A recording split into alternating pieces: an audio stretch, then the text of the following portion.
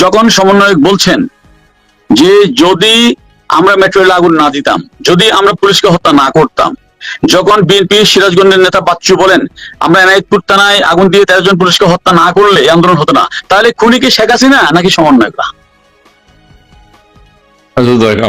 এটা ছেলে সমন্বয় কারা? আপনারা বিচার করুন। আরেকটা বিষয়, যখন আপনি শপথ নিচ্ছেন যে আপনি বলছেন যে সমন্বয়ক দায়িত্ব নিয়ে বলছেন যদি আমরা মেট্রো রেল আগুন না দিতাম, তাহলে মেট্রো রেলকে রাষ্ট্রীয় সম্পদ, এটা রক্ষা করা আইন শৃঙ্খলা বাহিনীর দায়িত্ব। যে আগুন দিতে আসছে তাকে ঠেকানো না পারলে ওই পুলিশের চাকরি থাকবে না, এটাই তার সাংবিধানিক শপথ। সেখানে যদি সে ঠেকাতে গিয়ে যদি কেউ আহত হয় বা কোনো ধরনের অনাকাঙ্ক্ষিত ঘটনা ঘটে, এই দায় কিন্তু পুলিশের না, এই দায় যারা এসছে তাদের।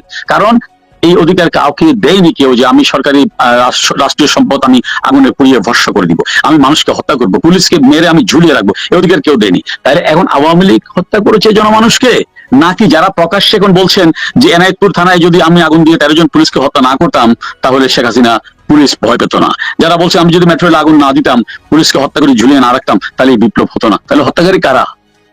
শেখ হাসিনা? সত্য কথা, ওনারা একটা সত্য কথা বলছে। এখন আপনারা এত কথা বললে তো সত্য কথা আর কেউ বলবে না। সত্য কথা বলে দিয়েছে আমাদের, তারা সত্য কথা বলছে না। শিশির রায়, সেলিউট জানিয়ে বলছি, সত্য কথার মধ্যে দিয়ে তো ফাতেমা খাতুন আপা জবাব পেয়ে